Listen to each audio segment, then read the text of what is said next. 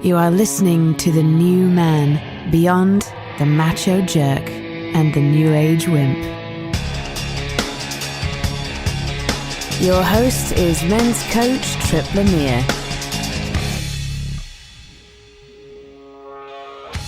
What do you say to your wife so she doesn't get upset? If you're attracted to other women, does it mean something's wrong with you or your relationship? And is your relationship something that supports you to have an amazing life? Or is it a cage of rules and limitations? Neil Strauss is here to discuss the cost of dishonesty and what he's learned from his journey through infidelity, sex addiction rehab, open relationships, polyamory, swinging, sex clubs, and now marriage and fatherhood. Many of us are walking around believing it's not safe to be honest with our partner. In fact, it's smart or it's better to withhold information. We think that the truth is going to hurt her, it's going to get you into trouble, it's going to break connection, and then you're going to end up alone, you're going to end up unloved. Something bad's going to happen, basically, if you tell the truth. So we look around and we're hanging out with other people that are thinking the same thing and they're doing the same thing, so it just becomes accepted. This is just how things are done. So I've worked with quite a few of these guys that are doing this kind of thing. They're unconscious of just how dishonest they're being. They're constantly wading through and maintaining this level of bullshit in their life, and that creates a high level of anxiety, a high level of tension. And then they go seeking relief through some kind of activity where they can numb out, like porn or maybe some other activity that they want to hide from their partner, and this sets up a vicious cycle. It really tears a guy apart, tears his relationships apart. It creates this scenario like he's damned if you do, damned if you do, damned if you don't kind of thing. So when a guy comes to me and he asks, what do I say to her so she doesn't get upset? I know he's avoiding the truth. He's seeking temporary comfort in hopes that he can outrun the consequences of his choices. So today I want to talk about the cost of dishonesty in our relationships, how to stop seeing our relationship as a cage of rules and limitations, and how to stop seeing our partner or treating our partner like some kind of mother or authority figure. Like somebody that she's this person that gives you permission to do the things that you want to do. So I'm excited to have Neil Strauss here. He's the author of The Truth, an uncomfortable book about relationships. Neil, thanks for coming on the show today. Thanks for having me on, Tripp. Great introduction. It's funny about the last thing you said about seeing our partner as an authority figure, because I was reading a story in the news. It was probably a couple years ago, but I just stumbled across it. And so somebody was at home with his wife, and all of a sudden, two masked intruders with guns burst in, and in front of his wife, kidnapped him. Wow. And then he showed up at home the next day and said, they kind of set me free. I'm finally, free. And it was such a horrible ordeal.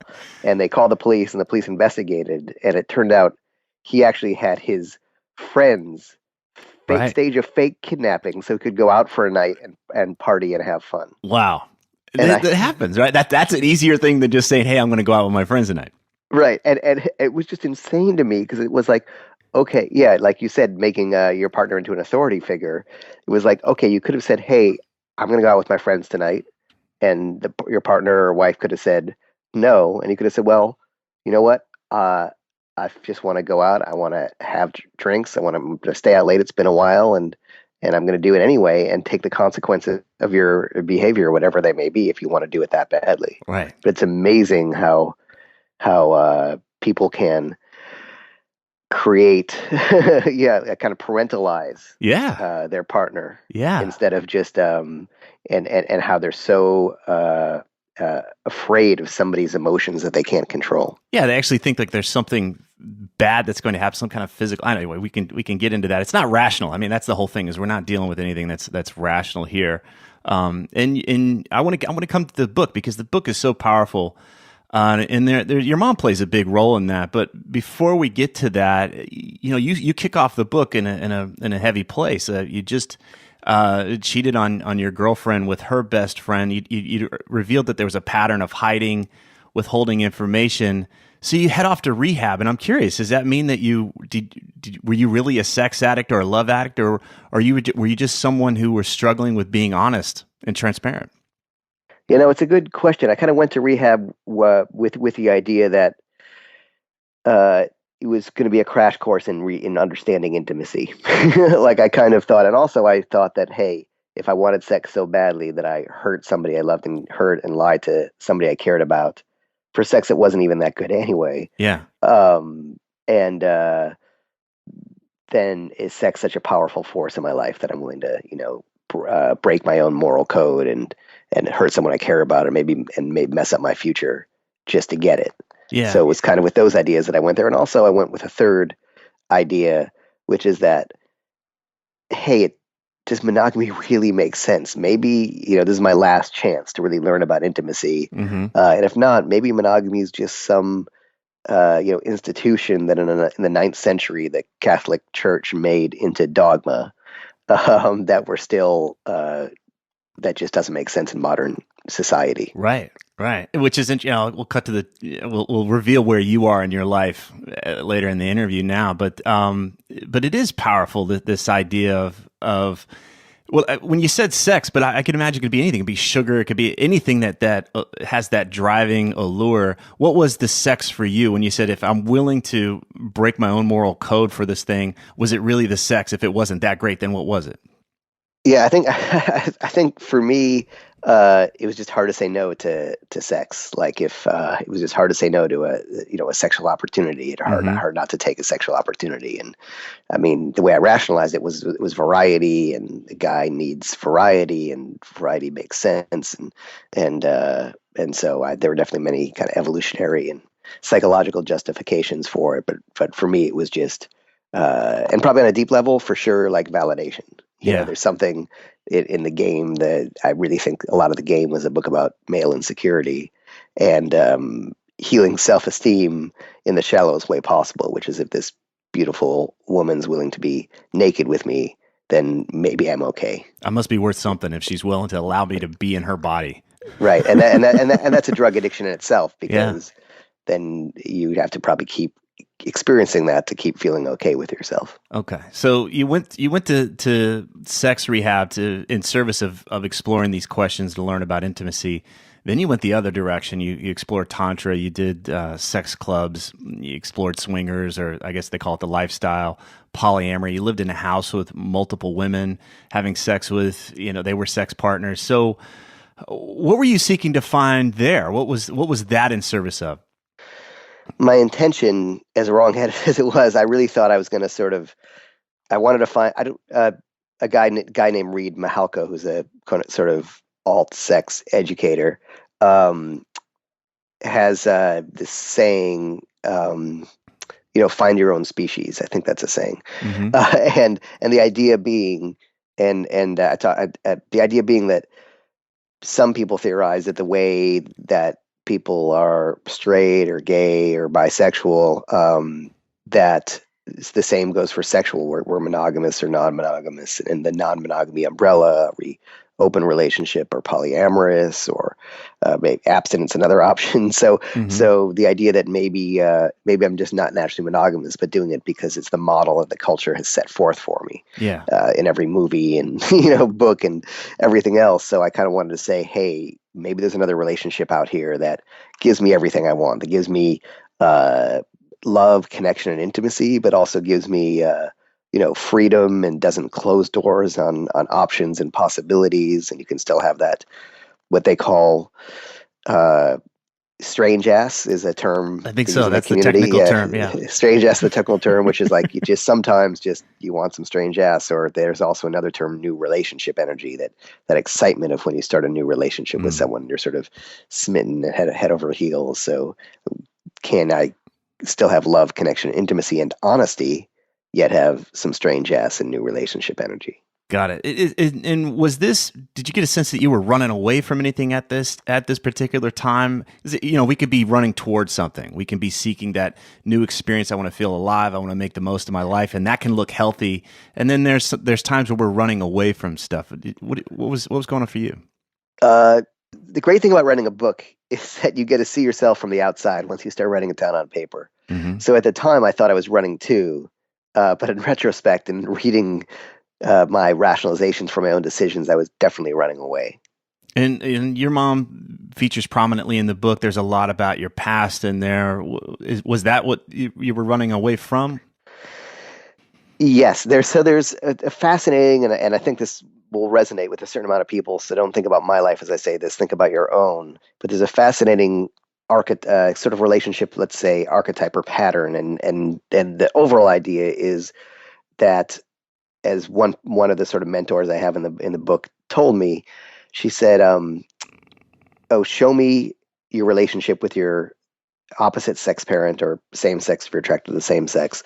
Show me the relationship with that parent, and I'll tell you what your relationships are like today." And the overall idea is that, the entire architecture of your brain is being built in your first years of life, and how you bond with that particular caregiver really will sort of create a template for love, and also how you see love modeled in your parents, but Right. more so how you bond with the parent of the same sex creates this sort of template for your that you go out and then look for later in life, and it answers some of the questions like, well, I was super attracted to that person, but then after we had sex, I wasn't so into them, and then I was sort of not so attracted to that person, but after connecting with them, getting to know them better, I'm like obsessed with them. And why is that? Why am I do I have chemistry with one person, not chemistry with someone else?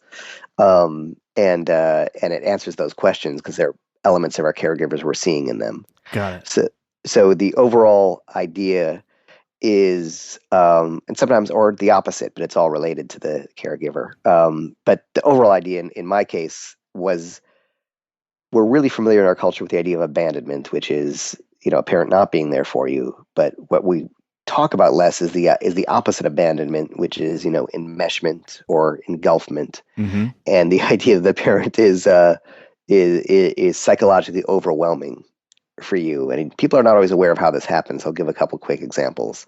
So enmeshment can be, if you have to be, basically it's whenever you're taking care of a parent's needs instead of them taking care of yours.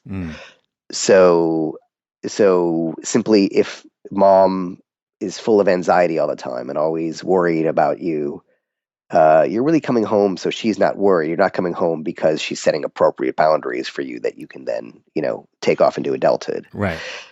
If part of adolescence, and I think this happened a lot of the guys in the game, for sure myself, is that in adolescence, a child is supposed to separate, begins the separation process. That's why Right. adolescents are rebellious. It's the nature's way of creating separation. Right. And if a parent's clinging to you while you're separating, instead of helping you separate with esteem for yourself, and try to hold on and resist and say you're defying the family. And, this happens a lot with, I have a lot of different nationalities, different kind of communities too. The parents cling more tightly. So if the parents are clinging to you and they want you to sort of not be yourself, but not bring shame or embarrassment to the family, or only, do Right. what good people do, or whatever it is, I definitely are disapproving of your life. Anyway, if they don't allow you to separate with esteem, that creates this sort of psychic wound. Other examples are, maybe your parents divorce and they put you in the middle of it, and you have to choose between mom and dad, and that's all about them. It's not about you. Right. It's just two loving parents, whether together or apart. Right. Or another example is, I write for Rolling Stone. I remember interviewing Jay Leno and talking about comedy, and he was saying that his mom was always depressed, and this is true of a lot of comedians. His mom was depressed, and he was always trying to cheer her up. Right. And so if you have a depressed parent who you're trying to make happy, so basically the overall idea is, or a parent who says they only live through you, but anytime, say, if you're feeling sorry for a parent at some point, that's a sign that enmeshment occurred. It's so powerful, because I don't think that we draw we can get the thing of like, okay, well, my parents really care about me. Look how they're in my life, or look how my mom is in my life.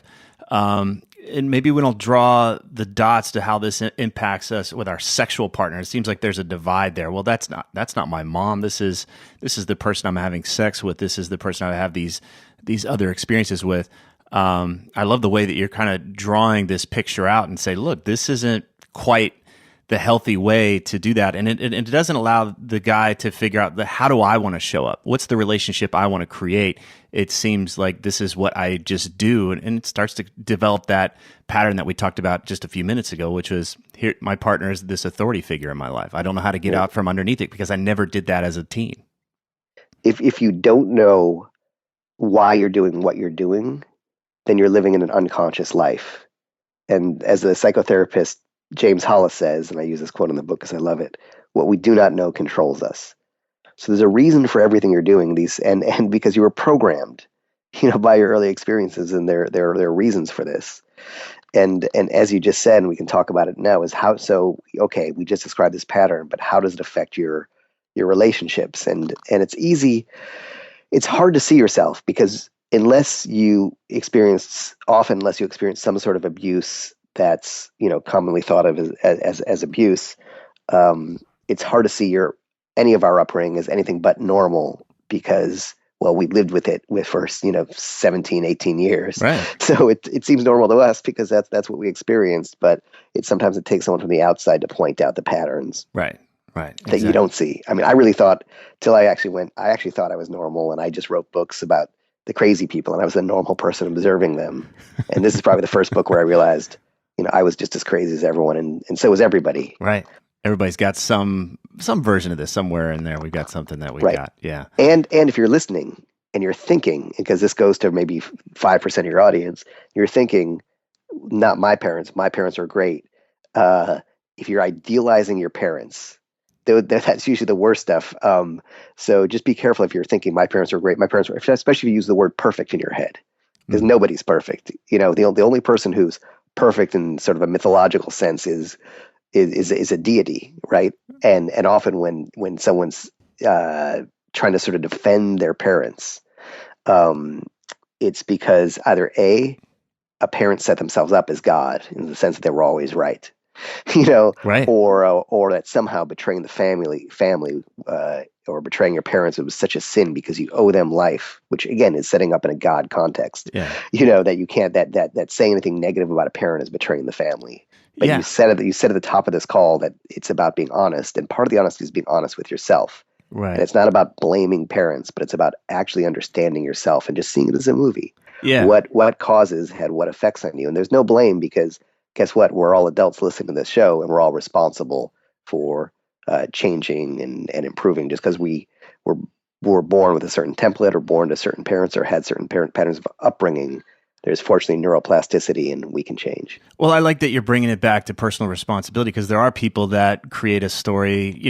They come up, they're wound worshipers essentially. Oh, well, my parents were this way, therefore I'm fucked up, and I'm a victim. Basically, Right. They're powerless to do anything about it. But without this awareness, it's not that we're sticking our head in the sand. It's just calling it what it is. Okay, this was my upbringing. This is how I was impacted by it. Now, how do I want to respond? How do I want to move forward?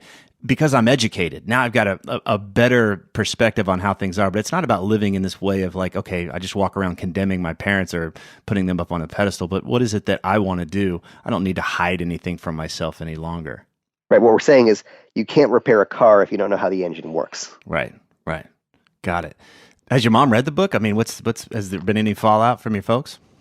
It's interesting. I think there was just, so let's see. So it's just strange, but it's very strange. So I don't know if they've read it or not. I definitely know that that we're kind of it's almost like just not discussed. It's just like the elephant in the room, like all the problems for a while.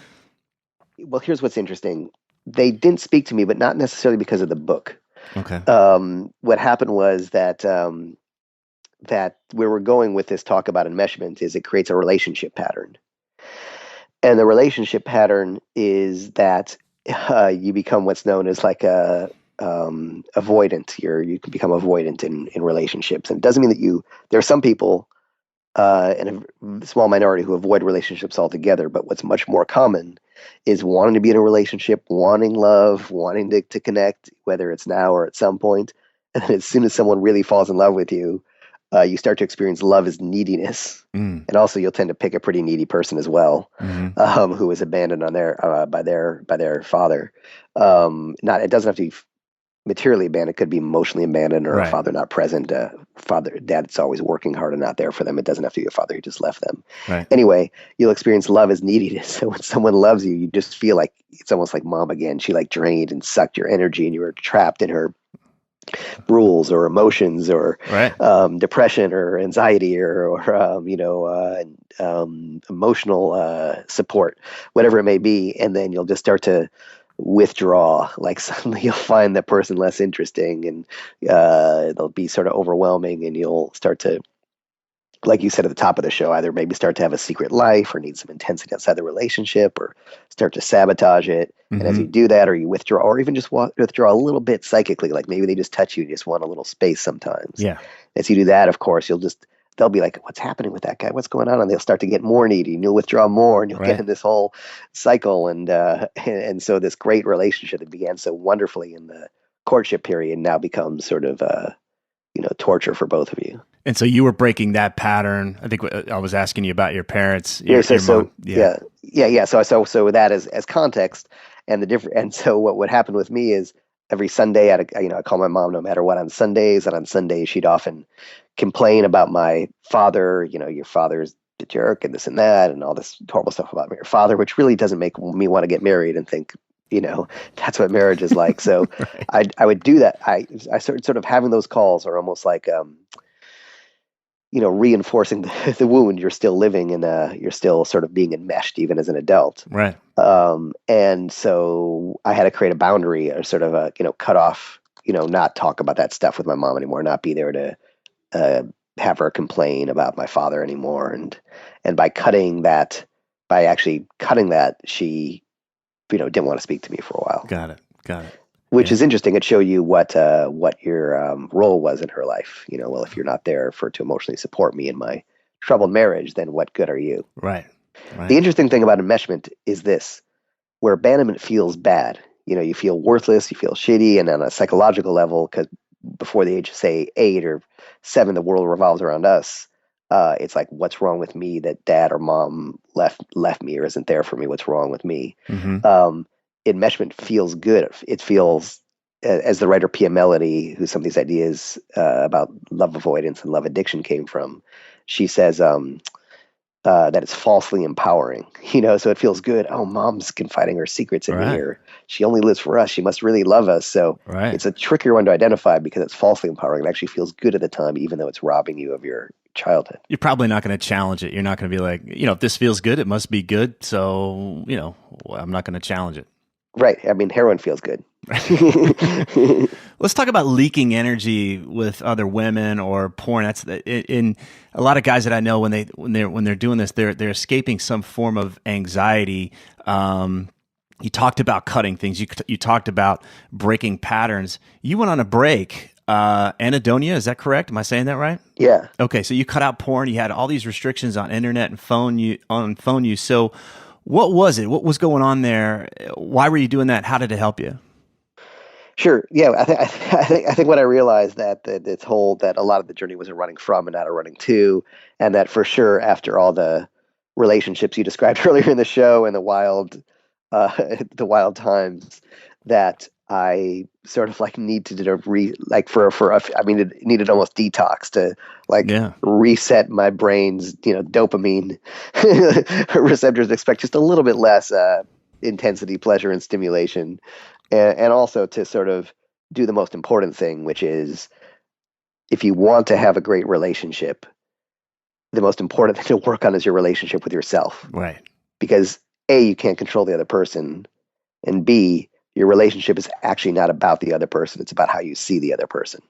When I was all enmeshed and really sort of in the thick of it before I did the sort of some of the healing stuff and the psychological stuff and setting the boundaries, I really saw Ingrid, who was my girlfriend at the beginning of the book. I really saw her as, overbearing and overwhelming and too critical and, i.e. mom. And now she can do the same things, and I can see them as coming from a place of love and like fun and caring. And it's the exact same things. All the change is the way I saw them. Wow, I love that piece. It's not about the other person. It's about how you see the other person. Everything's how we're perceiving the world. So you cut all this stuff off just so you could get a better sense of how you see the world. But it's really just honing in on that relationship with yourself. If you're not doing all this shit, you actually get to be with yourself. You actually get to have your own experience. Yeah, and you get to understand and know yourself, and like be responsible for your side of the argument versus resentment. So resentment, there's a great quote like, resentment is like taking poison, hoping that someone else will die. Yeah. But because resentment is if you have resentment in your relationship, then you're not communicating, you're holding in stuff, and that's what may lead to the acting out stuff you talked about. There's nothing wrong with pornography. There's nothing wrong with a lot of sex. There's not, as long as it's something you enjoy and it's for pleasure. It's not medicating yourself so you're not feeling a certain emotion, or trying to disconnect or self-soothe or something. It's interesting. I went through a period, I think it was almost a year, where this was before the internet. I'm dating myself here, but Right. I couldn't even watch TV. Like I didn't do anything for basically, I didn't date. It just felt like the natural thing to do. I just recognized where I was feeling drained by so much of that pattern. Once I was becoming aware of the pattern that I was doing to run away from the grief in my life, it just became exhausting. And it was that thing that I'd always been running away from, which was my own experience. Can I be alone with myself? And I don't know how many people when I start to dig into their story, they have this period. There is some version of this where they strip the stuff away and they develop that relationship with self. That becomes this foundational piece. Because you're right, if you can't relate with yourself with integrity, how are you going to relate with other people? If you're not in touch with your own experience, who is this person that you want to connect with? Who are they relating to? It's just a facade. There's nobody home. And I'm glad that I saw that in this book here, that you weren't going to necessarily find all the answers and all this, what other people said. Ultimately, it was going to be about stop avoiding yourself. Yeah, there's a great line one of my mentors in the book said, which is, only when you can be alone without loneliness are you ready for a relationship. Right. And the second part of what you said is, it's one thing, it's good to sort of kind of hit a reset point, like like turning off your computer and turning it back on so it can run quicker. But also, you also want to sort of start working on the dysfunctional patterns, so to do some sort of deeper work. So I think if I just solely took the time off, I think it's good. I can come in fresh and clear headed. I can kind of reset my, say, pleasure points and know myself a little better. But the other part was, I sort of looked at the enmeshment we were talking about, or looked, and it could be for anything. You don't might not have that pattern. Maybe you're opposite. Maybe you're abandoned by mom, and then you get really needy in relationships, and you fall in love with people who are unavailable. So you might have the opposite. But you can look at, say, what I'll call like your core issues. Your core issues. Another common thing for a lot of people who at least read my books, is they had a critical parent, and what happens, you start to internalize a critical parent. You're always kind of hard on yourself, and nothing's ever good enough. Yeah. So you can choose any core issue, any of these core issues you have, and in that time off, attack it, like it's a cancer, and you're just zapping everything at that cancer to try to, reduce it and eventually have it disappear. I'm not sure if it ever disappears, but it gets small enough that you can not be, say a victim of or controlled by it. Yeah. So so that's what I did. I said, okay, I've got this wound here, and or this cancer here, and I'm going to just keep whatever therapy is available, whatever books are available, whatever listen to your podcast, whatever podcasts are available, whatever anything I can do to attack it on every front. I'll do it. Psychological, spiritual, physical, whatever it takes. Till I have it reduced to a point where it's not controlling me, or it's not a major thing. If for example, if I'm self-critical, then right away I realize, oh wait, why am I even saying that? That's stupid. That's my mom or dad talking. I'm fine as I am, and whatever I did was with the best of intentions and the best I could. Right.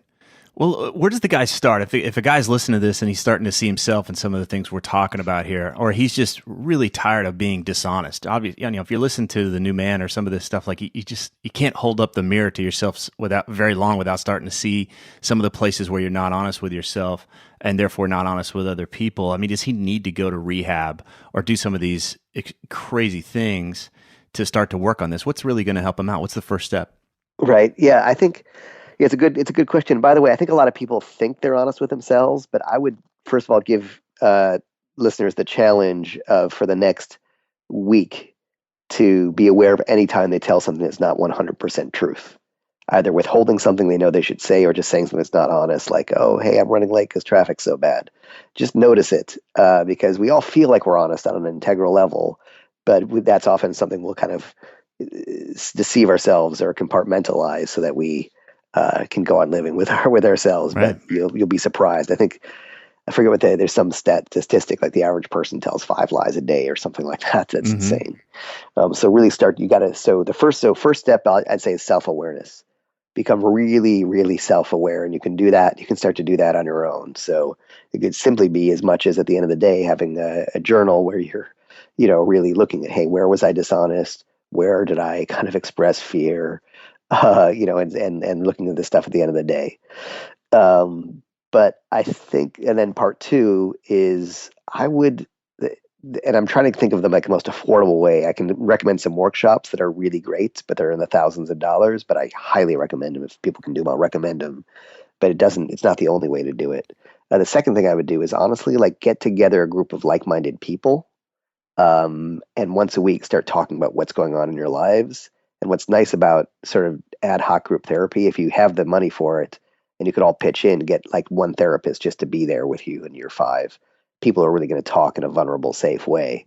And people can point out your patterns. And what I love about group therapy is, or any kind of group encounter like this, if you're with one person, you can say, I just disagree with you. If they point out, hey, dude, you saying you're in love with that person, but you're like being really selfish or something, or whatever it may be, you can say, I disagree with you. But when 4 other people say it, you kind of got to think, well, maybe they're seeing something I'm Right. not. Yeah. So one would be sort of get around people who can give you sort of honest feedback about yourself. There's a few workshops that I highly recommend. I'll mention them. Is it worth? I'll mention them. Sure, please. Cool. One is let's see. There's a guy who wrote a book called Silently Seduced named Kenneth Adams, and he has workshops specifically for enmeshed men. Kenneth Adams. 2 is there's a place called the Meadows, and they have a 1-week program called Survivors Program, and it's just a 1-week thing where you really confront your childhood, recognize and confront your childhood demons, and like it's like an exorcism. Wow. And similarly, in the same way, 2 other places also do it. A place called Pine Grove, they have the same kinds of programs. Especially, they have some that are just specifically focused on if it's porn's an issue or sex is more of an issue, and they have other ones that are focused on relationships. A place called the Refuge is for trauma healing, and people will find that you really only know a tip of the iceberg of yourself. I find a lot of people who experience sort of a trauma, maybe they were sexually abused by someone, often don't. A couple things happen. One is, as big of a wound as the abuse is often a parent or both parents defended the abuser, maybe didn't believe your story, or still had that relative around at holidays after they violated you. And it's like the ultimate betrayal. Not only did you take away my innocence and my trust, but now my parents have been taken away, my family, no one. And then also too, probably even if that never happened, there were other wounds around that are separate from that. So there's that we can often look at one trauma, and that becomes the source of all our problems, but there are also other patterns in our upbringing that we're often not thinking of. So all these things can help you see yourself more clearly. So the Refuge was another place. There's something I haven't done, but I'm doing next month that I hear is really similar to these things called the Hoffman process. Okay. And then because I'm super into this stuff, I have a group called the Society, and I started bringing therapists and people I worked with and doing what I call like a deep inner game workshop, which is the same stuff as the other things I'm talking about. So, like they're all resources. And I honestly think that once in your life, you have to go through one of these processes. Is almost like a ritual. We don't have rituals in our culture. And, in tribal rituals, they maybe kidnap the kids in the night as part of the ritual and, and forcibly separate them from their parents. And I think this is a way of sort of letting go of the past so you can move on to the future. And so, whatever way you do it, I think someone should do it once. And if you have to save up, just put $100 aside, a month, or $100 aside, just put $100 aside a month or something, and eventually you can do it. But I really recommend everybody do it once. I think that I'm really glad that you brought this up and the value of working with other people, because when things are usually tough, that's when guys isolate. That's when they go away. They want to hide out. You had a mentor throughout this story. You maintained contact with a group of guys that went through this process with you. And I want to throw out there, like for the guy out there that's telling himself he's not going to go do a program, I just want to lean on him and say, you don't have to do a program, but get with some other guys and start having this conversation. There's nothing more healing, and I don't know, like nothing in your life has to change, but when you hear that 3 or 4 other guys are going through the same thing, like 80% of the anxiety just lifts right off. It just feels good, like, okay, I'm not the only one. And you don't have to have it all figured out. But what if you were to set aside one day every 2 weeks where you weren't going to talk about football and you weren't going to talk about all this other shit, but you were going to talk about the stuff that actually matters, the stuff that you would talk about, you know, if you were going to stand up at the guy's funeral, get into that conversation. What really matters, what really makes a difference. A group like that changed my life early on years ago. I didn't know what I was doing. None of us knew what we were doing. We weren't trained in any way. But that had knowing I was going to show up every 2 weeks to that group and those guys were going to call me on my shit. Like I took action. I made much different choices. That self-awareness you were talking about, that just was raised so much because I knew I was going to show up and I was going to report what happened. So, get out there. Even if you don't have something all figured out, just try, just lean into it. And what you guys can do is actually read a book together and discuss it. And that might be a way to do it. I can recommend a few books to start with if that's go ahead. Helpful. Let's see. So, and then by the way, so I do Silently Seduced by Kenneth Adams is the kind of classic on enmeshment. Pia Melody, either Facing Love Addiction or Facing Codependence. James Hollis, Under Saturn's Shadow. Let's see. There's a great new book by Bessel van der Kolk, Vanderkolk, called The Body Keeps the Score. And I think those are a few good places to start. Yeah, I remember when I started my group, I didn't know anything else. I just went and got Way the Superior Man. I think I bought 20 copies of David Data's Way the Superior Man and handed them out.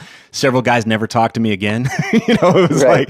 But that's where we started. We just pick a chapter and talk about it. And what are you going to do this week and not. But yeah, if you want to go more of the therapeutic route, the healing route, I'm glad you brought those. Or choose anything, or do. And again, not to promote my own book, it's been out for a few months and it's fine, but I think The Truth is an easier read because it's a story and relatable versus sort of like I don't know, I tend to read nonfiction really slowly and sometimes it feels like a chore. Yeah. And so I try to make at least the stuff I write like, a story you can't put down. Yours is definitely a page turner for sure. I want to bring up something. At one point I felt really guilty about feeling attraction for other women. I thought there was something wrong with me or there must have been something wrong with my marriage. And it weighed on me heavily until I talked it out with my wife. And if you guys are listening to this, you can go and hear the interviews I've done with her and how we worked through all that stuff. So, but if this guy's out there and he's feeling attraction for other women, and he's carrying around these ideas, does it mean he's a shitty boyfriend or does it mean he's a shitty husband? I think it means you're a human being.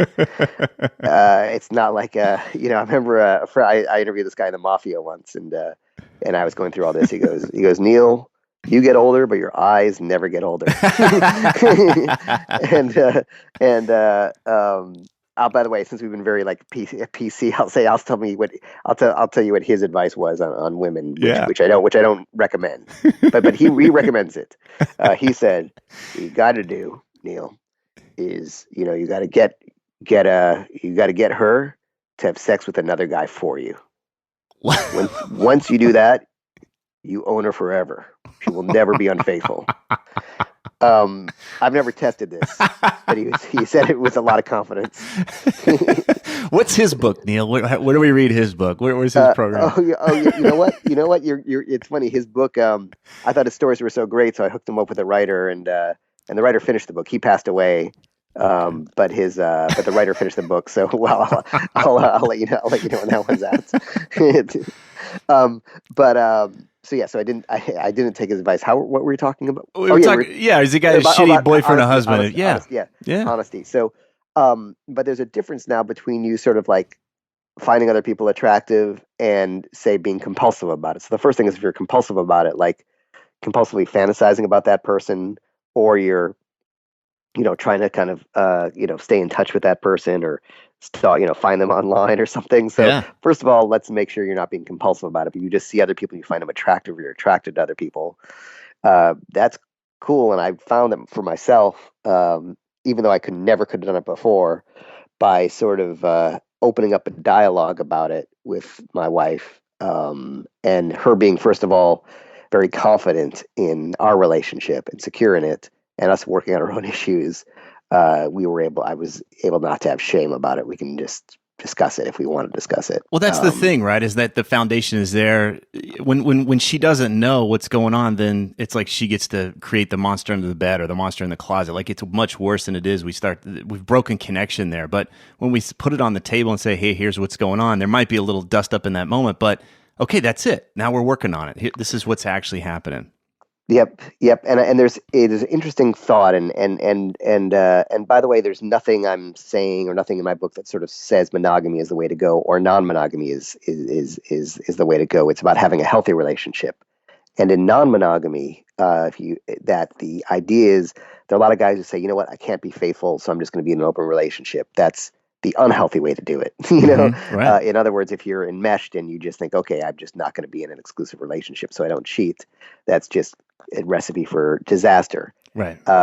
If you really want to have a healthy non-monogamous relationship, there's an idea that your partner has to have an abundance of you, so that there's that it's okay to share more because she has an abundance of you, a close emotional life, a great sex life, and when she has an abundance of you, then there's more to go around. And the abundance doesn't mean necessarily time. I think a lot of guys put their time in, and they martyr themselves, like, oh, I got to spend the whole weekend. But it's quality. It's being present. It's actually being connected instead of being in the same room but stuck in your phone or looking at the TV. It's that quality of that connection and what's really going on there. And I just want to drill that home because I think a lot of guys think that it's about quantity of time and not quality.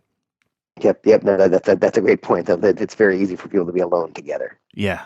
I remember it was right after my wife and I got married. We were in Hawaii, and we had told each other that we anticipated we were going to freak out. We just knew we were going to freak out after we got married, and there was going to be some big clap, the expansion and then the contraction. And she and I were at this beach and enjoying ourselves, and these two beautiful girls come down and on the beach, and they put their blanket a few yards away, and it's just us. There's really no one else out on the beach, and these two girls start undoing their tops, and they're laughing and playing, and I'm watching this scene out of a fucking porn happen in front of me, and I'm like, oh my God, this is so cruel. I just got married, and I started to create this story and this resentment and all this stuff, and I said, oh, I could be honest right now. And I just told my wife, I was like, I got to be honest. I'm freaking out. I'm watching these women over here, and I'm just thinking I just slammed the door on anything fun in my life ever happening again. She said, you're free. Go. And I realized in that moment, I wasn't going to go over there because I was married. I wasn't going to go over there because these women didn't want anything to do with me. Right. But it's easy to make up the story in your head. Right? Yeah. But I was making her the bad guy. And she, thankful my wife just refused to play the villain at all. It's like, nope, you're free to go. There's consequences, but you're free to go and do whatever you want. And I just remember so much steam being let off there. And I, instead of walking around for weeks or starting this marriage off on this foot of this bitch doesn't let me do what I want, or, because of her, I can't do this and that. What a great lesson right off the bat that it was my choice. I could do what I want. And just talk about it. I don't know how to bring this up, but this is what's going on for me. I just want to help that guy that's out there. He's probably thinking, how do I do this so she doesn't get upset? Well, what if you just try? Just put it out there. I don't know how to do this. I don't want to get you upset, but this is what's really going on for me. Yeah, and by the way, there's a phrase for that called the joys of theoretical non-monogamy, which is that there are some couples that are like, well, you can do what you want, but we still stay with, they said unwritten contract, we stay with each other, but you're free. So the feeling freedom while not actually taking advantage of it sometimes works for people. It's almost the opposite of don't ask, don't tell. So the caveat to what you said is there are some. So we talked about sort of enmeshment, which also defines itself as a avoidant attachment. The opposite of that is anxious attachment or insecure attachment. So there are some women who I'm sure people who've dated have encountered who were so insecure in their relationships that that the idea of you looking at, discussing, thinking about another woman in any sense whatsoever is tantamount to heresy and will be severely, quote unquote, punished. Right. There's some women who are like that. And what I would say in that case is look at the unhealthy part of you that attracted that person. Yeah. and B is if they, if you just keep healing and working on yourself, you'll see who that person really is. If you can't have that honest discussion, or they can't at least recognize that their fear is developmental from their own childhood and not say logical, it might not be the right partner, because again, some people you just can't have that conversation with without them flying off the handle because they see it as a direct affront to them. See, it's beyond a threat. It's like this is an offense. You've actually attacked me now.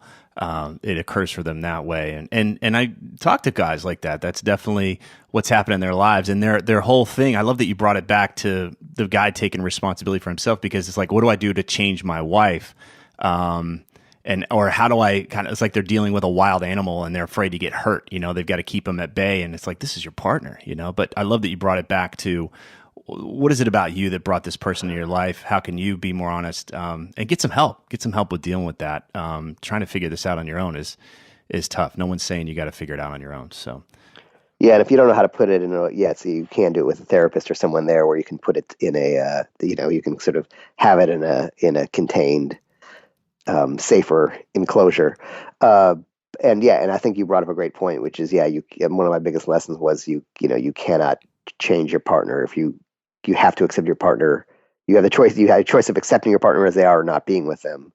But you can't change them. And in fact, wanting a partner to change is a recipe for resentment and probably hurts the relationship more than whatever your partner's behavior may be, because you expect them to change, you want them to change, they don't. It's hard to change. And then when they don't change, they don't do that, then they've let you down, they've disappointed you. God, they're never going to change. And so even that expectation becomes a problem. So my thought and the thing I always tell people is, accept your partner as they are. And if they change, that's just a bonus. And if you can't accept them as they are, and really do some thinking on this, and maybe they're not the right person to be with. Yeah, I'm glad you brought that up. There's so many guys that are out there. They're not into who their partner is currently. They see this possibility one day, and so they're constantly sending this message. I don't really like you for who you are, but I see a great possibility here. I'm in love I'm in love with who I think you could be, and I'm aiming for that. But there's still always this undercurrent of, you're not acceptable. I don't love you as you are. That's a shitty foundation. Right. And a lot of times this person who they want the partner to be is just really about control and not about what's best for the partner. It's sort of like, I'll talk to people, and this is a common classic relationship avoidant thing. They'll be in a relationship with someone and be like, but I just want to break up with her because we can't talk about some of the intellectual things I like. A friend of mine just said this, we can't talk about like the books I'm really into and the movies I'm really into. She just doesn't like that stuff. I'm thinking of a new partner. I'm like, wait, talk about it with one of your other fucking friends. She doesn't have to be a mirror of you. Talk about it with someone else. She's still fucking awesome. I think she's great. She's super spiritual. She's like really cool for you. Like, she's beautiful. And like, okay, so there's one thing that you can't talk about her with. Who gives a fuck? Talk about it with your friend, and just don't talk about those books with her. You got to have other people in your life. And so what we'll find is some way to disqualify them. We'll try to like shape them into sort of an ideal that isn't even who they are. Let them like their, just let it be, man. Yeah. And it's a way to push people away too, is if we're trying to strive for this perfection or this ideal in our head. It's certainly a convenient way to always find another hoop for them to jump through. Exactly. I think it's a sort of an unconscious strategy to avoid intimacy. Yeah. I'm raising my hand. I pulled that one for years. So all right. You got a little boy. What lessons are you hoping he can pull? If you could teach him any of this stuff, I know he's got to go on his own path, but what are you hoping that you can impart to him? I guess my real hope is to raise him with enough love and nurturing and support and forgiveness and setting the right boundaries and allow him to separate as an adolescent, so that he doesn't need any of this stuff. Good. So we'll see. And also, but at the same time, to recognize that, I'm imperfect, my wife's imperfect, and to own our side of it later, versus trying to pretend like, defend ourselves. I think the worst. I was having there's a actress named Jane Seymour who's written some books, and I was at her, met her, and we were talking about this subject, and she said, she was saying, my kids came up to me. Or one of my daughters, or so I can forget who it was, came up to me and said, "Hey, you were ever there for me, Mom?" And she goes, and I pulled out my photo album. And I said, "Look, here's a photo of us together in Paris. Here's a photo of us together here. Here's this. How can you say that?" And I said, "You weren't there for them again. Like, what they really want you to do was hear and listen and acknowledge their reality, not defend yourself." And so I hope that I can sort of own up to, accept their reality of my imperfections Yeah. as well. But knowing this stuff that we've been talking about, like, has helped me so much, as a parent in every possible way, to recognize that I'm there to serve his needs and he's not there to serve any of my needs whatsoever. And that he's a little sponge and will absorb any kind of energy that's around him. And so what are we modeling for him? Making sure that Ingrid and I's relationship is also survives, and keeping our relationship strong on all levels. Yeah. And I think the other thing I was going to add was this, that one of the biggest things I learned from having a child was that I think we were talking earlier about people who defend their parents or say my parents sacrificed for me. And what I really realized is, like, it's not a sacrifice to have a child. It's a joy and a choice you make. And that, and it's pleasure. Like when I see him in the morning and he smiles and, or he cuddles against me and drinks his little bottle and, or does his first steps. Every day is a pleasure, and he owes me nothing. Yeah. I love that. It's what a gift to be able to give him that. Like, you owe me nothing. And it's selfish if a parent says you owe them something. It's because they sacrifice for you. It's selfish. Even, I used to think too, my parents, like, they clean the shit off of me and all that. And honestly, I like changing his diapers. I get to be close to him, Yeah. So if your parent is saying that you owe them something because they sacrificed, sorry, you got selfish parents. You owe them nothing. Well, I love that. I love that piece too. I remember I grew up, I had some resentment towards my father, and I wasn't even really conscious of it, but I remember listening. I can't remember who the guy was that said it was like, if you're not in jail right now, if you're not being taken care of by the state, your dad did his job, give him a break. And I remember just feeling like, oh, wow, because I was holding him up to this other standard. He was supposed to be all these things. So, yeah, anyway, where we're walking around thinking that life or our parents or somebody else owes us something, it's a really painful place to be. Yeah. If there's anything I'm really taking away from your book and all of this experience, is that it's about the relationship you have to yourself. Create from that place instead of trying to get it from the world and get it from other people. Yeah, and have the relationship you want with them, not the relationship they want. And if you have kind of toxic parents, by the way, I always believe that if somebody does a crime, it'd be great to have a society or a idea that maybe we put the parents on trial as well. Maybe people would raise their kids better if the parents went on trial as well. Right on. But I was going to say that there are some cases where, there's some cases where I would recommend having have a relationship with your parents with boundaries. If dad or mom are still critical, just cut it off. Say, hey, it's not helping me do better. It's actually making me do worse. So let's not have this conversation anymore. So either have a relationship with your parents with boundaries, but I also believe there's the idea of a family of origin and your family of choice. And your family of origin is the family you're born with. The family of choice is the family you choose to have, your close friends, the people in your group, if you form that little group. And I love this idea that you can create whatever family you came from, you can create the family you want. Right. Whatever strengthens you, whatever helps you show up and be more whole in your life. Yeah. And the people in your life you meet along the way who are really positive, like-minded companions. Beautiful. Go check it out. It's a great book. It's a great read. We went in depth here, a lot of healing stuff, a lot of resources to throw out there. I'm going to put up some links on the site. There's also a ton of information in the book itself, but just go read it. It's just a fascinating book. The Truth, an uncomfortable book about relationships. Neil Strauss, thanks so much, man. Thanks for sharing your experiences, and I'm going to go listen to the discussions with your wife now. So I'm going to go enjoy those podcasts. Okay. Thanks, Tripp. If these interviews are helping you, then please visit The New Man on iTunes and leave us a positive review so others can discover the show more easily. Thanks for listening.